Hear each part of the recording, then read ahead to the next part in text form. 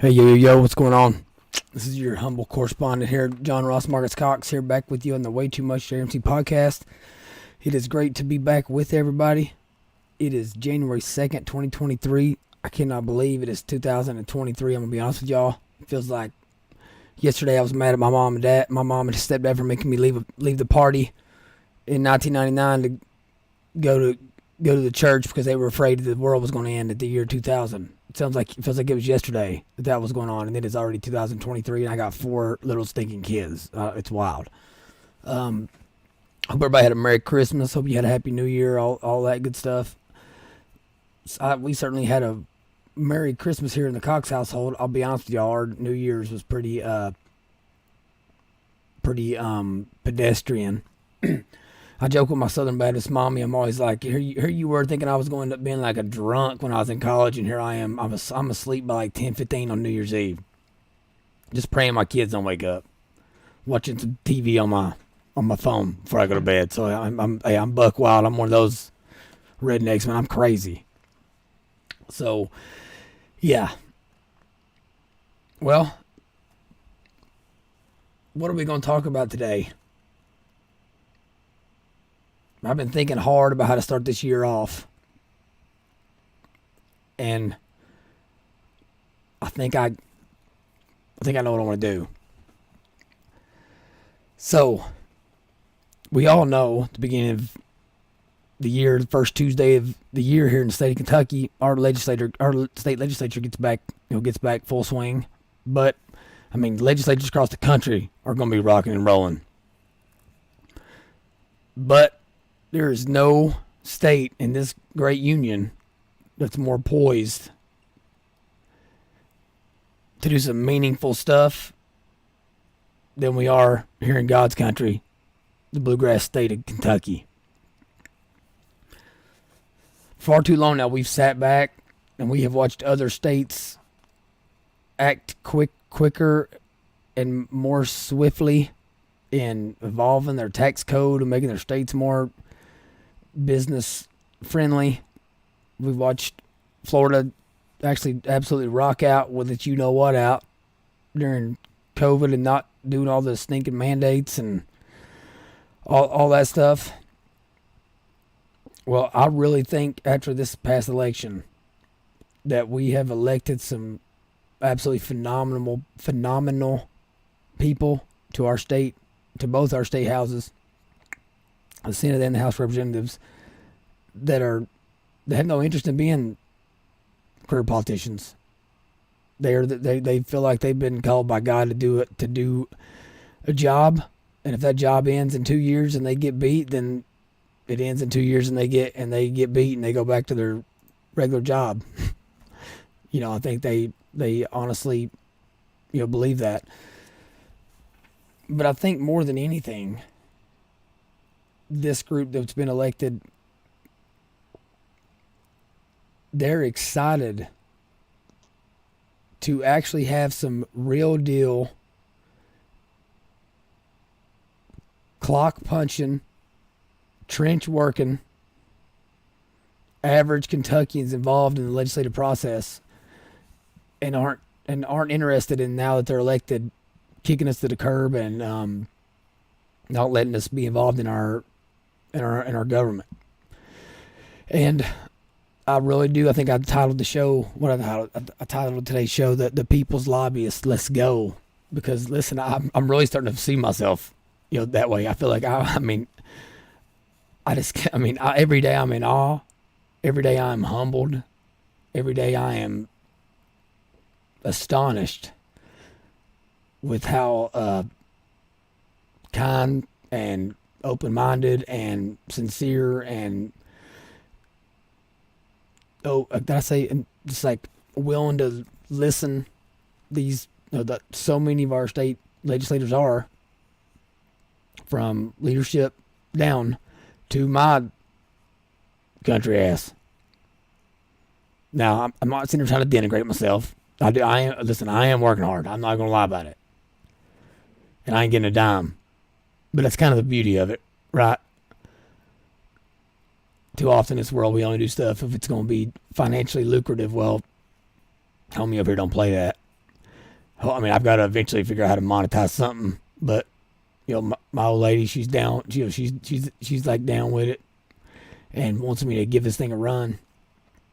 And so it's like every day I'm on the phone for hours.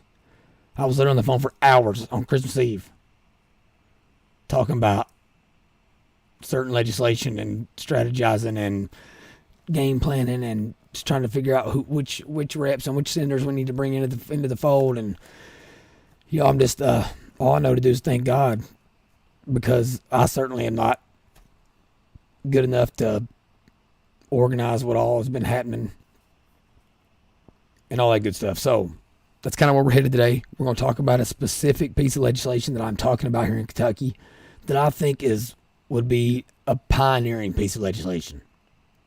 There's several states across this union that has done some of what we would be doing in this thing, but there is no state in this United States of America that has tackled these issues as head on and as matter of factly as we would be here in Kentucky if we can get this thing through.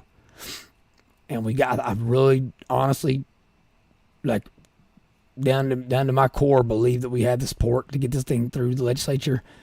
But just like last year with our mask mandate and vaccine mandate in school bill, I mean, the main reason that thing saw success and we eventually got it out of one chamber was solely because of you guys, solely because of the civilian army that was out there that was emailing and calling and willing to listen to long podcasts I was doing, giving you way too much information just because I feel like I don't own the information. I want you all to have it. Those emails and those calls and that just constant engagement, that's what drives stuff over the finish line. So I promise you guys, I will be in the trenches every day for this stuff. As long as I continue to feel like, that I'm doing what you all as constituents across the state want done. And as long as I feel like I'm doing, more, I'm not doing any harm, And so I just appreciate you guys. So yeah, we'll get into that here in a second. Now, just going back to the very beginning, house cleaning items here. Obviously, if it's your first time listening, appreciate you. If it's your 31st time listening, really appreciate you. You can follow me on Twitter, on Truth Social, on Rumble, on YouTube. I was on Facebook. I'm kind of back on there. I don't know if I should be telling people that or not. Telegrams, all that. I'm working on all of them, right? But just click on the link for the show or whatever, and I always have all the different ways you can connect with me on there. And then obviously I'm on all the podcast platforms, so Apple, Spotify, iHeartRadio, Google Podcast, Amazon, all that good stuff. So yeah. So all right, shifting gears a little bit here. I found this article on Substack. It's called The Leftist Personality, and some of this I just got to read because it is true, but it's also kind of funny. So this is obviously talking about the leftist personality, but it's going into leftism and physical biology. All right, it says countless studies have shown that physical characteristics closely align with political orientation. AI facial recognition can accurately predict the person's political alignment 72% of the time, outperforming chance 50% and human estimation 55%. Taller and more attractive people are more likely to identify as right-wing and more likely to actively support right-wing parties, policies, and politicians. In America, Australia, and Europe, right-wing politicians are more likely to be physically attractive than their left-wing counterparts. Get a drink. I always smoked four packs of Pall Malls a day. That's what I sound like. Goes on to say men who are physically stronger are more likely to oppose wealth distribution and other forms of socio-political egalitarianism, even if they are poor themselves. And opposition to egalitarianism grows as men spend more time in the gym. I love that. That's awesome. Similarly, men with more masculine facial features are more likely to support explicitly prejudiced ideas. And men who are better fighters are more likely to support warfare and hold self-favoring, non-leftist political beliefs. He goes on to say, in summary, leftists are shorter and uglier, and leftist men are weaker, less masculine, and less capable of fighting. This is obviously this is not my opinion. Isn't based off any real data, but I've been saying this for like years. Me and my wife have always been making this joke about this left wing people are just they're just ugly. So it says characteristics that are not conducive to these characteristics are not conducive to success in any human civilization. Amen to that. I'm scrolling down here a little bit. So this goes on to say, so talking about left and right wing moral foundations. So the moral foundations theory, originally coined by psychology professor Jonathan Haidt, I think it's Haidt or Haidt, and colleagues, proposes that left and right wing people build their worldviews on 5 major moral foundations. Leftists are disproportionately high in the individualizing traits of harm avoidance and fairness. So basically, they're scaredy cats. But disproportionately low in the group-oriented traits of in-group loyalty, respect for authority, and purity sanctity. In contrast, right-wingers express all 5 traits equally. And Jonathan Haidt isn't a right-winger by any stretch of the imagination. I thought that was pretty. That's not funny. It's just interesting, and it's true. So conclusion. This is a profile of the average leftist, and I'm not making any. I'm not trying to interject my own personal anecdotal experience here. I'm just reading it to you because I thought this is a funny paper, and I'll put a link to it in the show notes at the bottom. So these will not apply to every left-wing individual, but it can serve as a general framework for understanding and dealing with leftists. So generally speaking, leftists believe that life is fundamentally unfair, likely due to their undesirable physical traits, shortness, ugliness, weakness. That's so funny.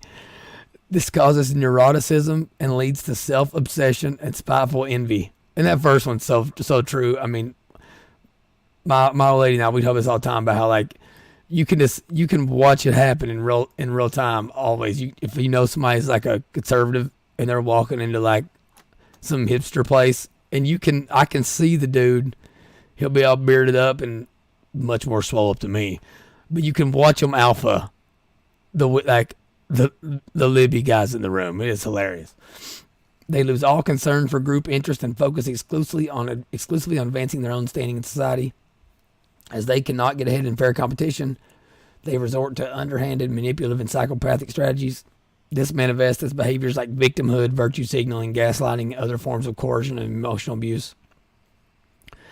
To disguise their nefarious and self-serving aims, they proclaim a universal love for humanity, nature, or the even entire material universe. And there actually was a part in this study that talks about how they literally rank like the soil as like more important than their own like flesh and blood.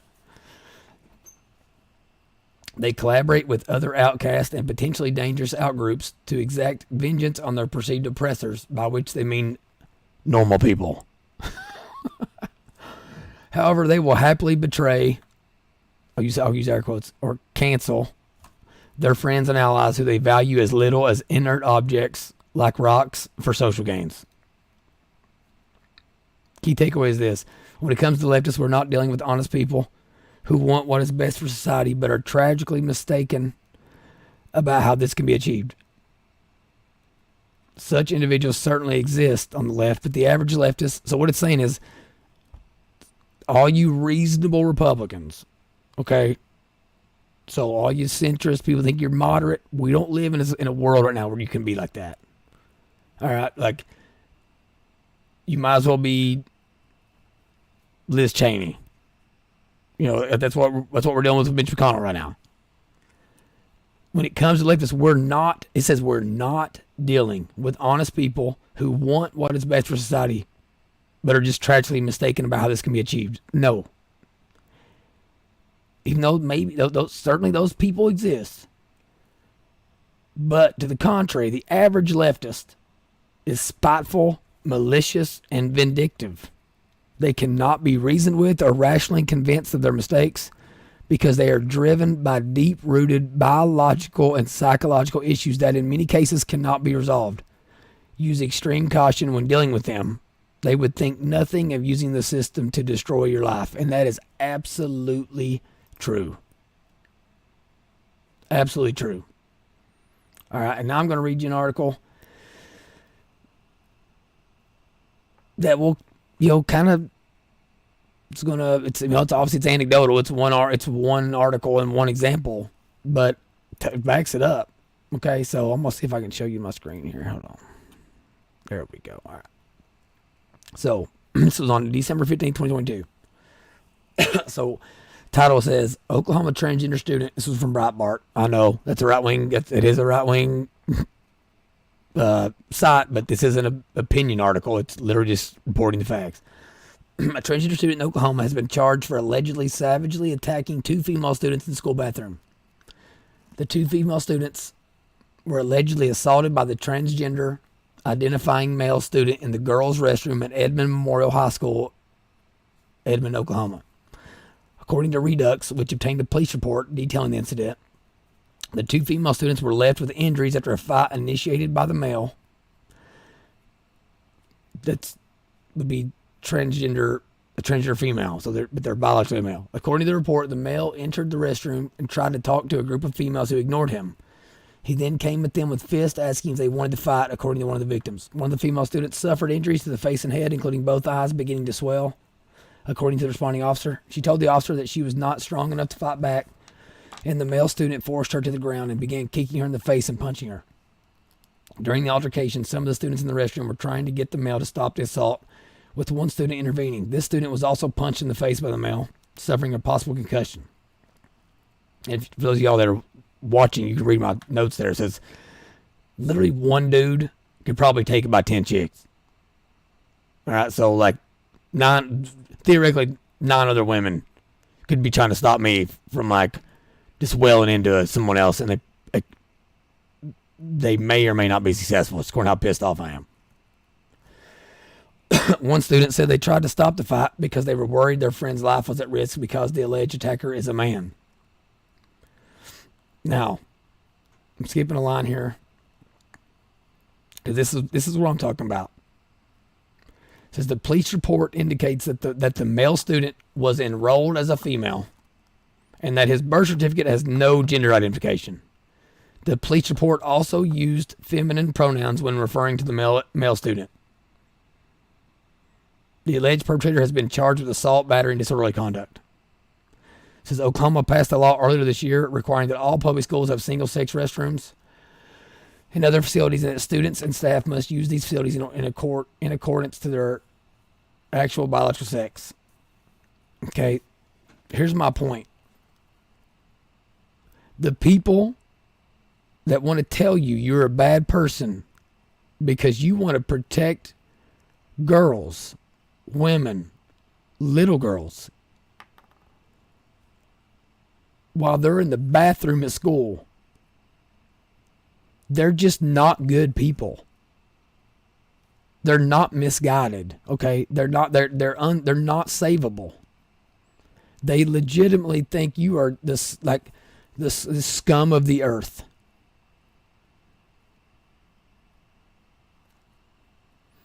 But this article also shows us a couple other things. We can't just think of this as like, okay, well, we got to make bathrooms single sex. This right here really gets to the root of the problem. And I'm hoping that one legislator in Kentucky is listening to me right now. Because when people sit out here and say, well, I'm not aware that there's any problems with it like this in Kentucky or whatever, yada, yada state. When you have a police report, let's say let's say that someone gave you 1,000, these 100 incidents were transgender assaults in bathrooms. If you're then someone and you read the police report, and in it says that a female beat up 2 other females in the bathroom, and that was supported by the fact they were using only feminine pronouns, and their birth certificate had no gender identification, you would think there's not a problem, because even our reporting documentation isn't telling the truth. So we got to do more than just saying our bathrooms are male and female. And by God, we're going to do that. Okay? So, I'm going to try to bring it home here. So the bill that I have been working on, I mean, I put so much time in this thing, and like, I'm not going to act like I'm some like great writer or anything. I'm a history. My degree's in history, so I'm not real good at being. Brevity is not a strong suit of mine. Luckily, I have a team of people I've been working with, all civilians. None of them getting paid. Have been helping me with this thing. I'm not gonna say their names because they would just prefer I take all the credit. That's the kind of people they are. But I've been working hand in hand with several legislators, and like, I think that's why they're okay with me taking the credit, because like they have no interest in trying to juggle all those relationships, and like they know I like that. So, but so the bill I have been working on over the last several months has been a parental rights, a parent's bill of rights. I've actually titled it the Parental Rights and Childhood Preservation Act. I believe is what the title of it ended up being, because it's not just about parents having rights. It's also about like, listen, we are absolutely destroying our children's childhoods. Like what the little bit that they get in today's world, because they're exposed to things so young and so like frequently, and just like desensitized to everything. All right, but like this thing is the real deal. It's very detailed out. Okay, it touches on many a topic, and I'm gonna be honest. It's totally understandable when someone comes to me and says, "There's no way you can get that passed."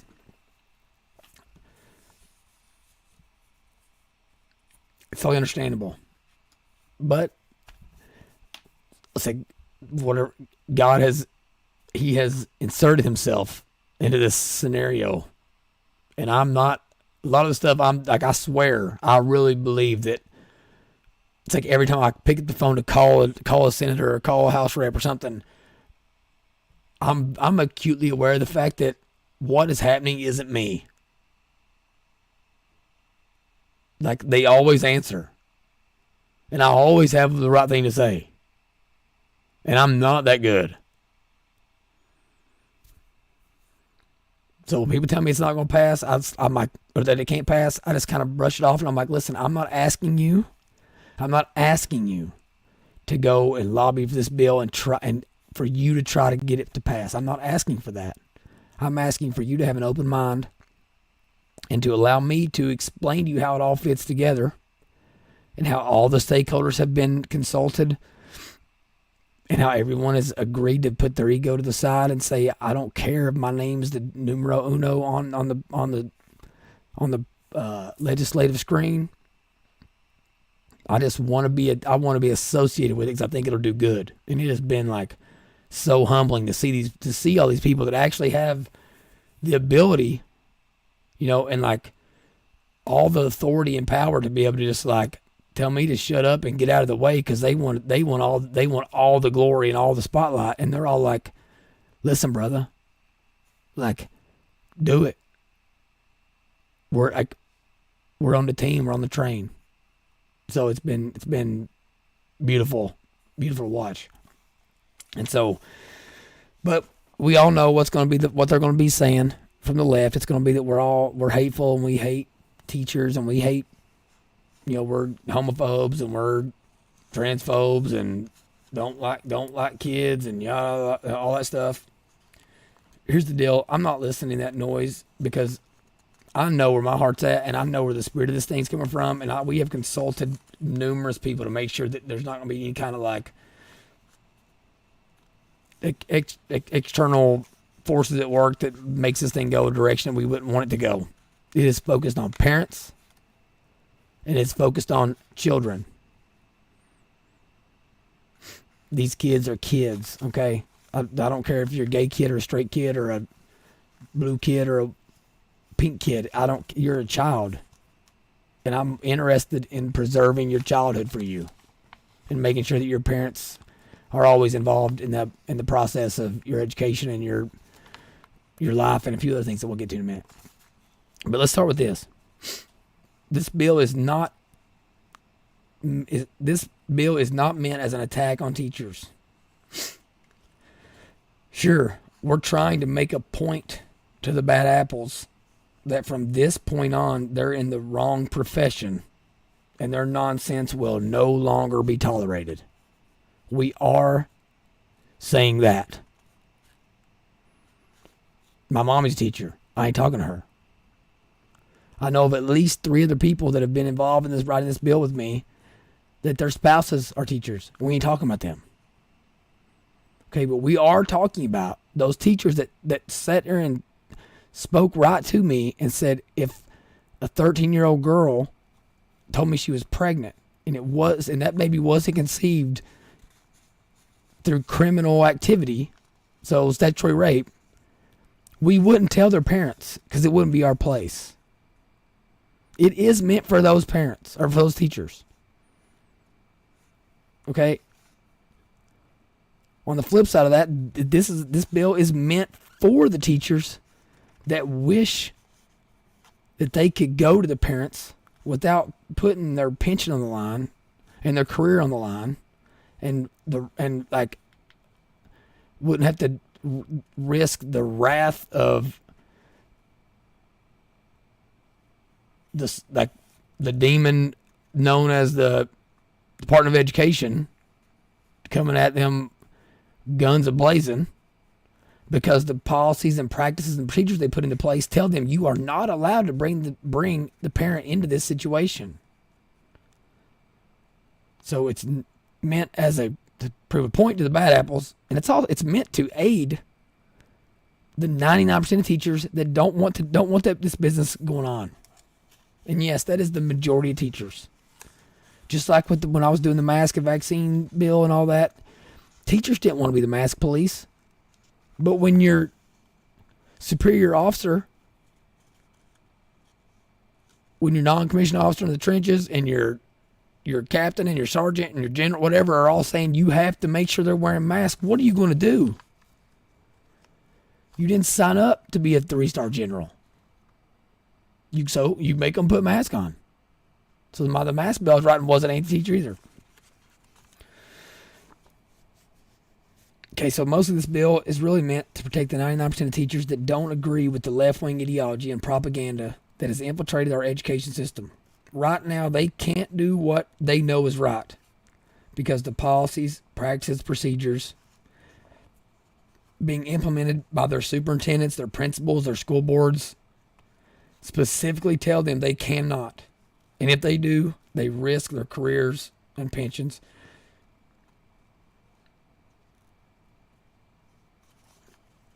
So, this is a parental rights bill, but it's also a pro-teacher bill. Specifically a pro-Kentucky teacher bill. Because here's another newsflash for you. Kentucky teachers ain't California teachers. The most liberal thing my mommy's ever done is watch Young and the Restless. Bold and Beautiful. She was so lib, she wouldn't even watch Guiding Light. It was too conservative for her. My mom says she's never said a cuss word, and I believe her. That's Kentucky teachers. We all love them.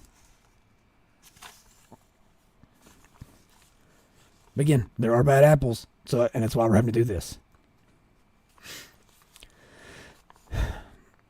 But our good apples, they don't see parents as the enemy. They don't want to keep your kids' preferred pronouns from you. They don't believe that traditional and Christian values are ruining this country. They're not political activists. They don't want your kids being exposed to drag queen story time. They are our mothers, our sisters, our uncles. They're our Sunday school teachers, our deacons, our veterans. They're married to our cops, our coal miners. They legitimately care about our kids as individuals and want to see them excel individually. Here in Kentucky, our teachers don't evaluate each child they teach. based on the number of checks that they check off on an intersectionality chart. They want to teach them to read. They want to teach them to write, to add and subtract. They want to teach them that they live in the greatest country to ever exist on planet Earth. I wholeheartedly believe that. So teachers, I implore you, if I'm right, you need to support the bill that we're going to be discussing over these next several podcasts. And luckily for you, you don't have to do this in a very outspoken way. I don't need you to put it on blast on Facebook. I'm not needing you to make calls around your community. I need you to be putting constant pressure on the legislators of this state. All of them. Bombarding them with emails and calls, and I will tell you exactly what to do.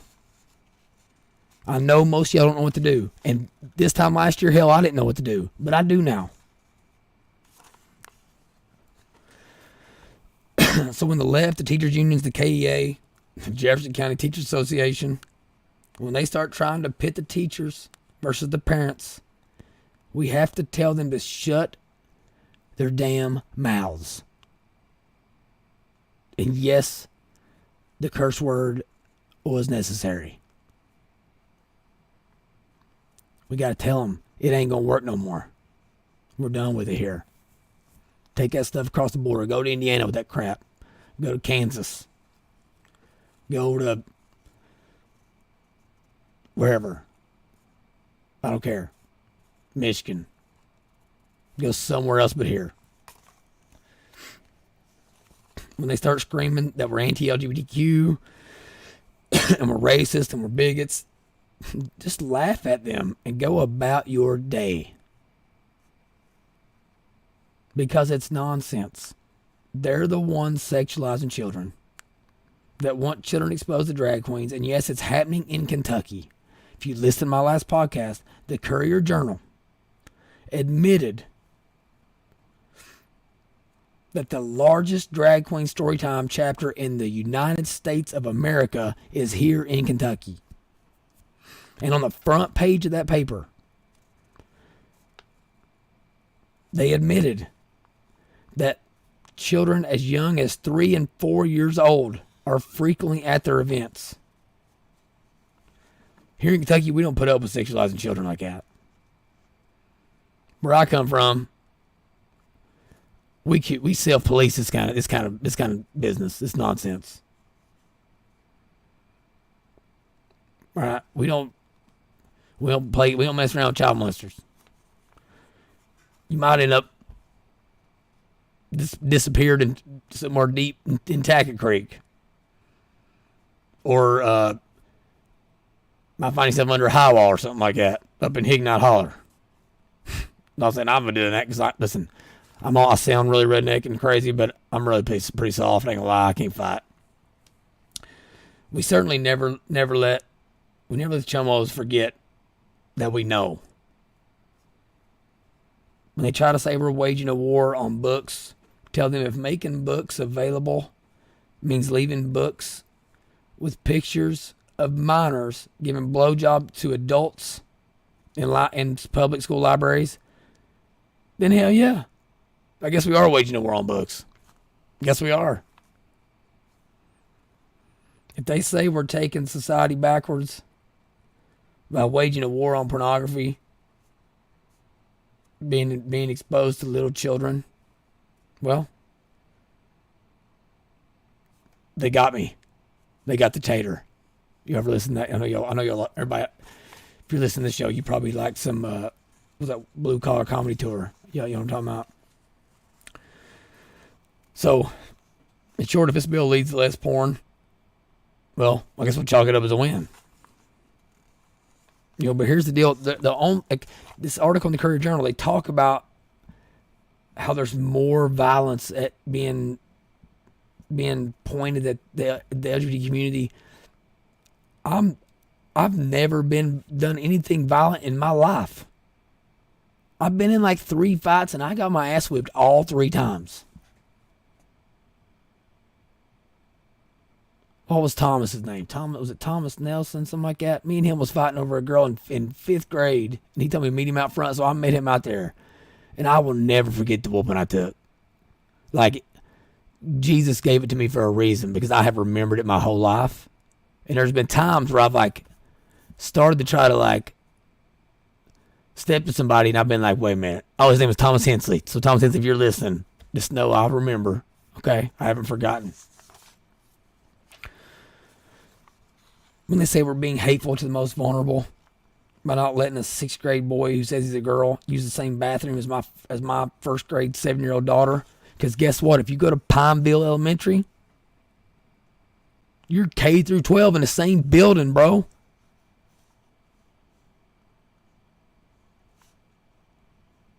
If you're in a lot of these rural places, you got one school.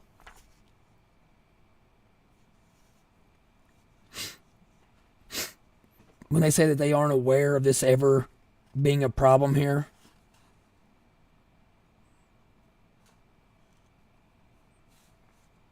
just send them some articles about Loudoun County and the dad in that school board meeting. Just seeing the pain. It was like he could feel his daughter's pain in his own body. He just couldn't. As men, I don't think we can handle it. I don't even want to think about what it'd be like to be a victim of a sex crime if I was a female. It makes me. I'd rather die. But you can also point them in the direction of the article I just talked about. Maybe you'd think it ain't a problem because the daggone police report isn't even telling you the true nature of the crime that took place. And am I supposed to wait until my daughter is sexually assaulted or until your daughter is raped at school before we do something? Is that the society we live in now? We're never ahead of the game? That we wait for bad stuff to happen before we...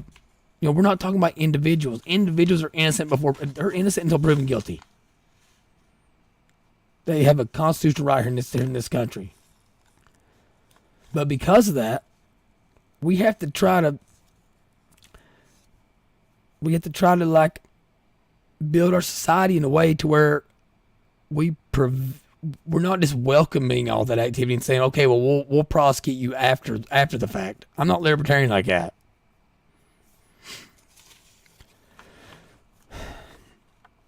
So absolutely not. We're not supposed to wait till then. But really, I want you to tell them this. Tell them, listen up, homeboy. This is Kentucky. This is Kentucky.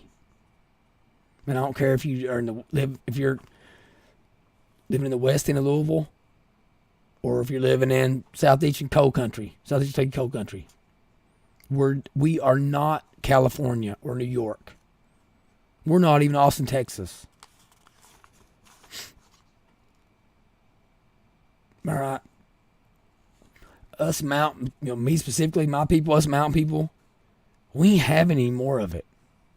If it means my redneck butt has to like man up and figure out how to write some legislation to actually put it all together and then go down there and use my country boy swagger about me to like get some people to talk to one another that actually are important people, because the Lord knows I ain't, then I'll do it. This is the state that sent more soldiers per capita to fight in World War II than any other state in this union. This is. Kentucky is. It's time to show them what we're talking about. All right, so on this bill, I'm going to talk about a couple sections real quick. I'm going to try to keep all these like an hour, but heck, it might take me 3 or 4 episodes to get through this bill. All right, now I'm going to show you 2 other things. I'm going to show you what this bill isn't, what kind of language it isn't going to have in it. All right, so we're going over to Florida's bill that just passed. Okay. It's what their parents' rights bill or whatever. So in here it says requiring school districts to notify parents of healthcare services and provide parents the opportunity to decline such services. We have no opt-out language in this bill. None. We got to change the culture around how informed consent is defined around children. And right now, the school systems, they weasel their way into not telling you the full truth. They bury stuff and they give you all, and like if you don't send back an opt-out form, they assumed you opted in. So heck, they could lose it. They could lose a form. Here's another one. This paragraph does not prohibit a school district from adopting procedures that permit school personnel to withhold such information from a parent if a reasonably prudent person would believe that disclosure would result in abuse, abandonment, or neglect, as those terms are defined in 39.01.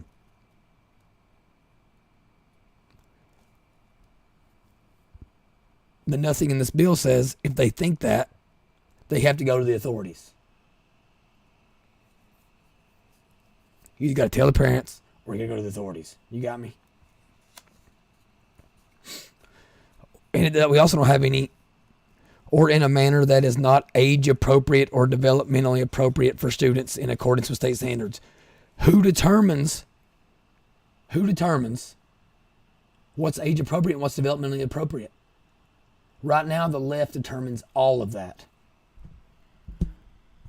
The Kentucky Board, the Board of Education, state and federal, school boards. Now we're taking over some school boards here around in different parts of the state. School boards, though, teachers unions. We're talking left-wing establishment strongholds. We don't want to leave anything up to interpretation to them. Same thing back up when this one talks about reasonably prudent people. They've been planting this word harm everywhere. Okay, they're trying to plant seeds so that they can say, okay, well, Oldham County, you're going to lose your lunch funding if you're discriminating and making it same-sex bathrooms because you're harming children by not affirming them. Well, if a school system's harming a child for not affirming a child, how are parents not also harming that child for not affirming them? You see what I'm saying? The next step is to say, oh, parents, you're harming them. We're taking them away from you. It's happening it's in this country already. So that's Florida's bill. That was supposed to have been really good. And it did some good things, but then they're so afraid that somebody's going to get mad at them, but they always throw something in there that kind of renders it obsolete. So this is Pennsylvania had a decent bill.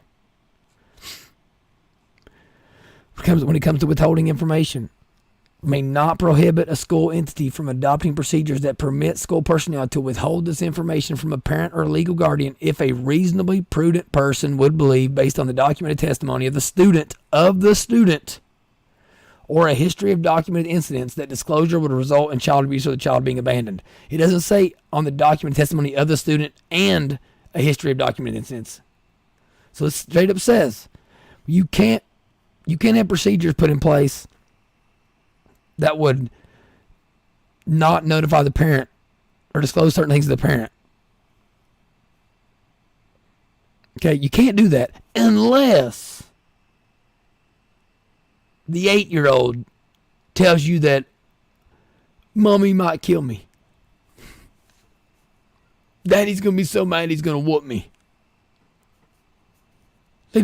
Mommy, daddy won't listen to me. They're not open-minded people. Are we really to that point to where we are like, were you never a teenager? Were you never a 9-year-old? I thought my stepdad was going to literally wear me out to where I couldn't sit down with a belt. And he never did that. I don't even know why I was scared he was going to do that. Because guess what? He loved me. I wasn't even his blood, but he loved me. Who'd have thunk it? He actually had my best interest at heart. Now, again, if you're a teacher and you think, or you're a school personnel, and you legitimately think this child's in an abusive situation, yeah, you shouldn't. I wouldn't go tell. You shouldn't tell his parents. However, you don't get to hold that in here. You gotta. There's a chain of command. You gotta go to the authorities and tell them that. Otherwise, it's just you getting all in your feels and feeling good, and like you're just like, oh, I'm so caring of this child, and I'm so open-minded, just trying to make yourself feel good. When really what you're doing is you're setting that child up for failure, because now the people that care about them more than anyone else on this planet, 99% of the time, is not going to know that their child's in a bad place because you wanted to feel good about your damn self. I don't care how you feel.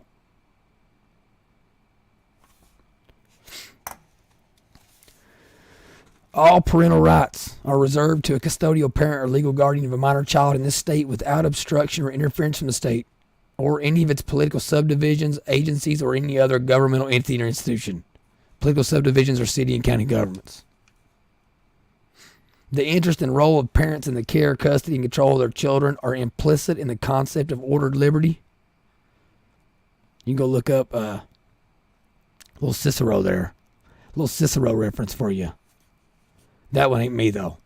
I don't think. I think it came... Did I put that in there? I don't think so. I think that passed last session. About another ally senator of ours.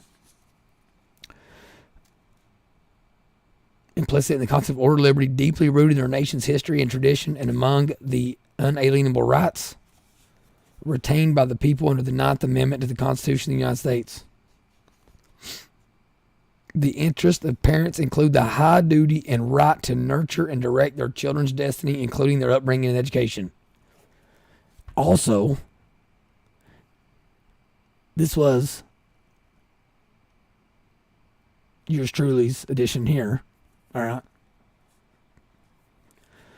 The interest of parents includes the high duty and right to nurture and direct their children's mental, emotional, and physical health care, and their moral and religious development. That's not the school system's job. It's not the school job to make kids Christians. It ain't their job to indoctrinate them and make them trans activists. Okay? Or like political activists. It's not teaching them to read and write. Especially in this state.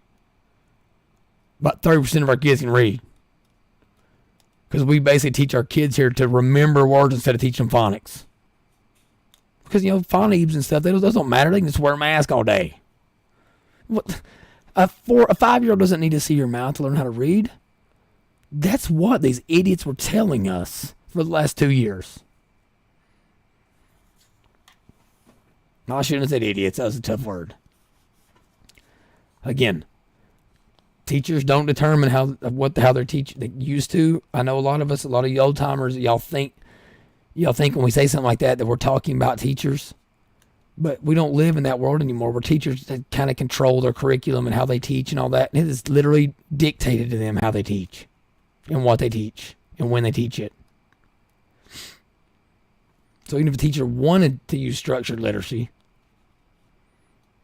the science of reading, they can't. Without shutting their door and hoping the principal or the superintendent doesn't bust in. The Commonwealth has independent authority to protect its parents' fundamental right to nurture and direct their children's destiny, upbringing, education, mental, emotional, and physical health care, and their moral and religious development.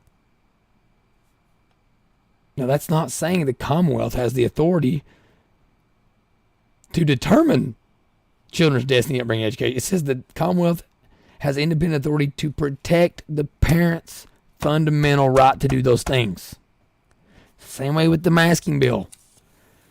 That's exactly what we were trying to say last session. And there was certain senators and referees couldn't get this through to them. We're not trying to say that the government should be telling people you can't make your kids wear masks. It was saying, as a government, you have a responsibility to protect the rights of parents to make those decisions for their children. The protections and rights recognized in this act are rooted in the due process of law guaranteed pursuant to the Constitution of the United States. Governmental efforts that restrict or interfere with these fundamental rights are only permitted if that restriction or interference satisfies the judicial standard of strict scrutiny. And nothing in the section or any other section of this act shall be construed or is altering the established presumption in favor of the constitutionality of statutes and regulations. Now, some of y'all might say, well, I don't think they should be able to interfere with fundamental rights, period.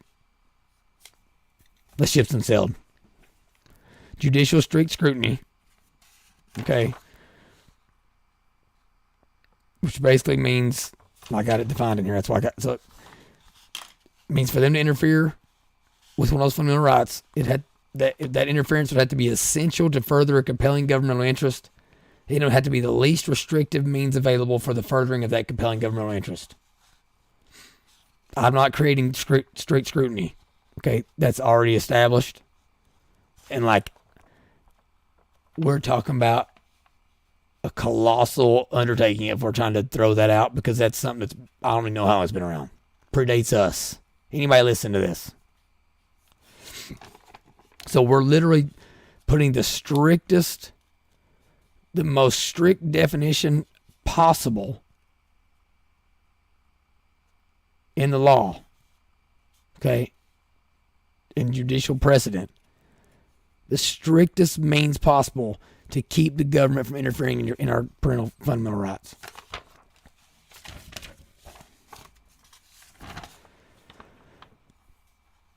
We're going to go through this next section. So that was section 1. It's going to be section 2 of this act. In this act, most of these sections passed the last couple of sessions in the Senate. SB 40, sponsored by Steve West. Okay, we just added some juicy stuff to it. I ain't gonna lie, but it had already passed. But this was strategic, because Steve is an ally. He is a true believer. He's in it to win it. Wants to deal with employer vaccine mandates, all that. Okay, but again, it's when good minds come together, and then I come around and great minds start coming together, right? Good things can happen. Let's define some things. One thing that's weird in law, that's in legislation, is in each act or in each bill that's filed, you may see different definitions for the same words. Okay, so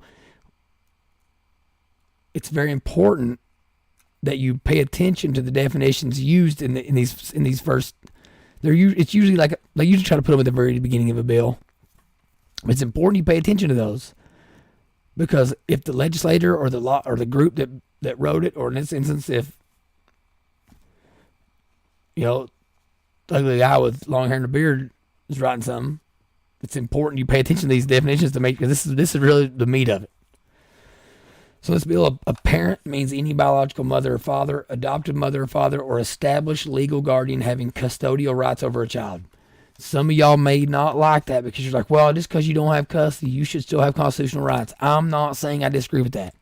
I'm just saying that it's impossible to tackle this and then also try to go in and start tackling custodial arrangements. We can tackle that in addition to it, but it's got to come in a different bill.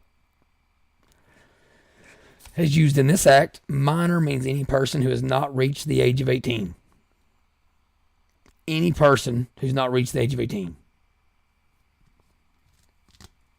As defined by KRS 387.010. Here's a big one. Biological sex means the physical condition of being male or female as determined by a person's unambiguous internal and external genitalia, or if necessary, sex chromosomes at birth. And here's the big one. It's very important. And formally recognized on the individual's original birth certificate. Get it changed 57,000 times. As far as this bill is concerned, the state of Kentucky is going to have to always keep a copy of your original birth certificate, because that is how this is defined in this. School means an elementary or secondary educational institution under the control of a local board of education or local school district. This would not pertain to private schools. It would not pertain to homeschools, co-ops, any of that stuff. My kids are homeschooled and go to co-ops. Some people may say, well, I think that they shouldn't be able to mask your kids whenever they're in private school. If you're going to pay somebody $10,000 a year and they're making a decision to mask your kid and you are too stupid to pull your kid out and you keep giving them $10,000, well, brother, you reap what you sow. You deserve that. We're talking about public educational settings. A parent who has legal custody of any minor child or children shall have the fundamental right to make decisions concerning their care, custody, and control. Included among these rights are those contained in the following sections of this Act. A parent who has legal custody of any minor child or children shall have the fundamental right and duty to make decisions concerning their education, including the right to cause the child to be educated in any manner authorized pursuant to KRS 159.010, and in accordance with the laws and Constitution of the Commonwealth of Kentucky. Included among these rights are those contained in the following sections of this Act. The Commonwealth of Kentucky or any political subdivision shall not violate a parent's fundamental right established by this Act. Any restriction or interference with these rights, whether now existing or hereafter, should not be upheld unless it is demonstrated by clear and convincing evidence that the restriction or interference is both essential to further a compelling governmental interest and the least restrictive means available for the furthering of that compelling governmental interest. So another point I want to make. This is why it's important to know who you're voting for when you're voting for judges. You can't vote for judges because you like them. Or they're sweet. Their husband, they teach Sunday school. That's old cousin Angie. That's her husband running for judge. They're good people, man. He's a deacon. I don't know. You got to know who they are. You got to know who they are. You got to know they're constitutionally conservative. All right. This is why I wholeheartedly believe that judicial races should be partisan and school board races should be partisan. You should know who these people are, because they hide this information from you. If it's a nonpartisan race, they try to keep as much information from you as possible and just make it about relationships. And here's the deal with politics. I don't care if I like you. I care if you do the right thing. I got friends. I got 4 kids. I don't have time for any more friend relationships. I'm not interested. Now, if we become friends through a professional relationship and a mutually beneficial relationship, so be it. But even then, I don't expect you to invite me to Sunday dinner. You got to know who you're voting for. So if you don't like it, that part, I said I can't do anything about it. It's as strict as we can be. You can't be voting for people that end up being liberals.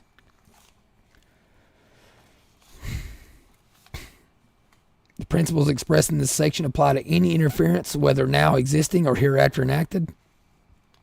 Nothing in this act shall apply to the provisions of KRS Chapter 402 relating to child marriage or permit a parent to abuse or neglect the child. When a parent's fundamental rights protected by this act are violated, and this is what we start getting this, and this bill's different. It's built different. It's beautiful. I mean, I really feel like this thing's like, I may never do anything this good ever again. I didn't do it all by myself. I ain't trying to take all the credit. I'm not that narcissistic. But it's good. Okay. It has teeth. When a parent's fundamental rights protected by this act are violated, the parent may assert that violation as a claim or defense in a judicial proceeding and may obtain appropriate relief against the government entity after exhausting the complaint process put in place pursuant to Section 3 without satisfactory resolution. If a parent prevails in a civil action against the state or political subdivision thereof, as provided in subsection 7 of this section, the parent is entitled to reasonable attorney's fees and costs. And here's the big one. They're really going to hate this, but I don't care. I don't care. They've already exhausted all the benefits of the doubt that we could give them. We can't give it to them anymore. If a parent brings an unsuccessful civil litigation against the state or political subdivision thereof, the parent shall not be required to pay any associated attorney's fees and or costs incurred by the Commonwealth or its political subdivisions. Because guess what? They get a blank check, people. And this is Kentucky. We have very few millionaires. I don't know if we have a daggone billionaire in the whole state. Parents can't be afraid to bring civil actions against the state and the Department of Education and all that, because they know that they're going to run up hundreds of thousands of dollars of attorney bills because they have a blank check. And if they were to get an activist judge that throws it out and says it was, it should already be proven that it wasn't frivolous, because it shouldn't even got to that point. If it's frivolous, it should have been thrown out before it got to court. But we can't be worried about activist judges saying, "Oh, hey, Hillbilly Ricky, you're just a transphobe, and you got to pay all the attorney's fees of the city, equaling $267,000." There ain't a redneck in this state that's got that kind of money. They'd be ruined. They'd be ruined. Ruined? We just say ruined. Whatever. They'd be ruined.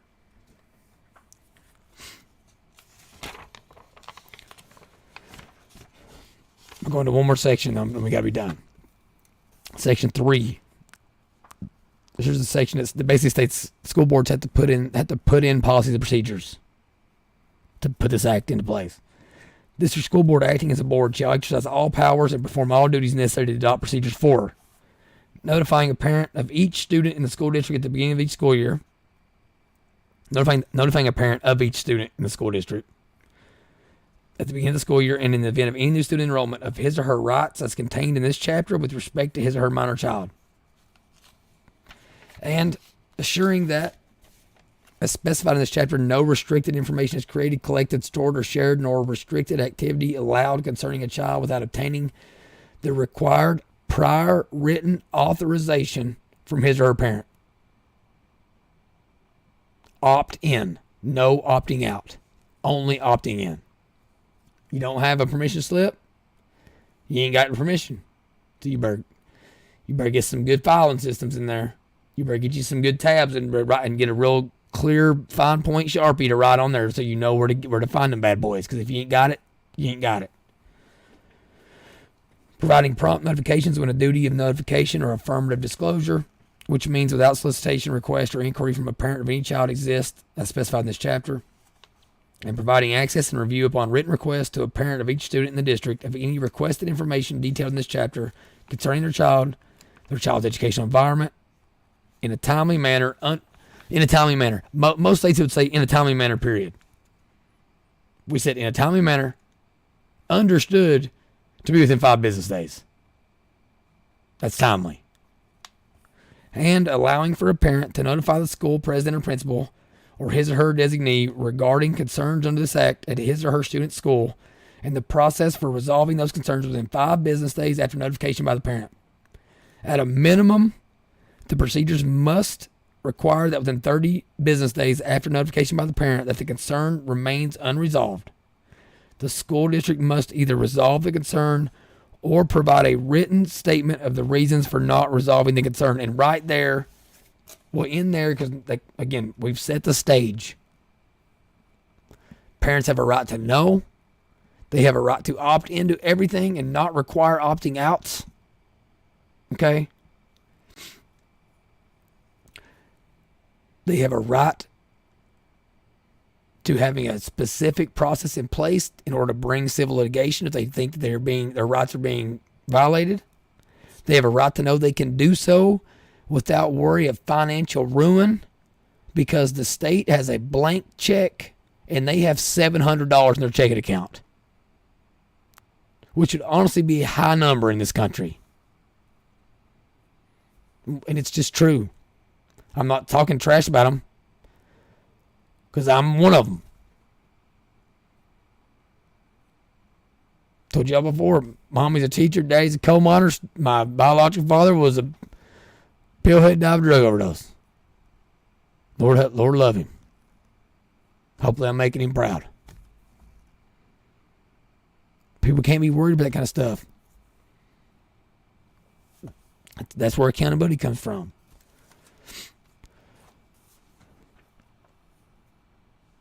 Okay, and they also have a right to know that how long this process is going to take, and if the people are going to side against them, this is a huge problem when it comes into this stuff.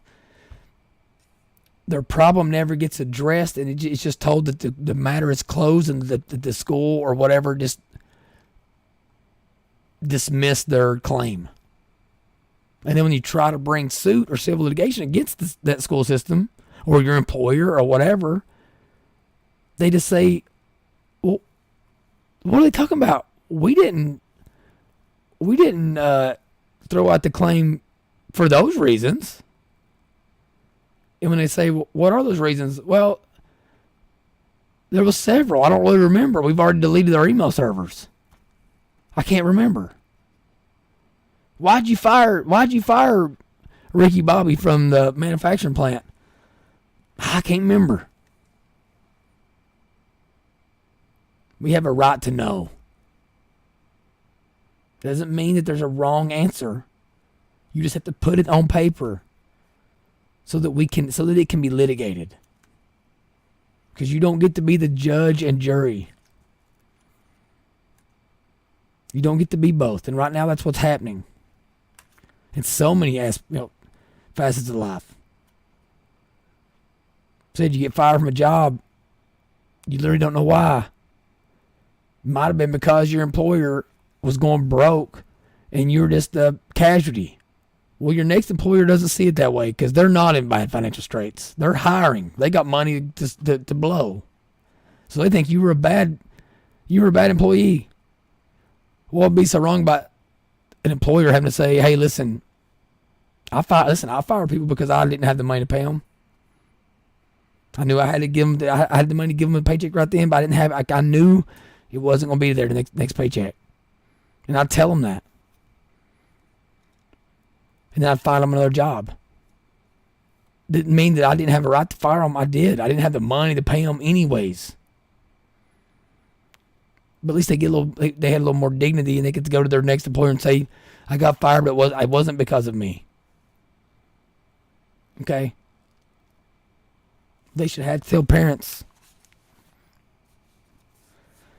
why they think they didn't violate their rights. So then it's point blank. So they have to think about it. All right. So listen, that's setting the tone right there. So it's the first 3 sections of this thing. All right. I said it is a long bill, but all the pieces matter. They all work together. It's all extremely important language. Every single section could be filed by itself. All right. But I've went around and I know the support is there for every single piece of it. It's been strategically put in. So I just set the tone for you. Tomorrow I will be in Frankfurt all day. Tomorrow, Wednesday, Thursday, and Friday. I still plan on doing shows. It'll be late probably. I'm gonna go through the rest of this bill. So this week, this is gonna be the theme. What a real deal Holyfield Parental Rights and Childhood Preservation Act. What it looks like. And it pumps me up thinking about Kentucky doing it, being on the forefront, setting the tone, baby. So again, appreciate all y'all for listening. Hope it was entertaining and informative. It's always the goal. And even if you're from another state, chances are, actually, I know your state doesn't have this in place. So anything like this. So take notes. If you want to look at doing something like this in your own state, reach out to me. All right. jrmc@waytoomuchmedia.com. Email me. Most people, anybody's got my cell, somebody else wants it, give it to them. Appreciate all y'all for listening, watching. Appreciate your time and attention. I said before, I hope everybody had a Merry Christmas and a Happy New Year. But man, I'm ready to get back in the trenches. I love this stuff. So let's go to battle. This is Way Too Much JRMC.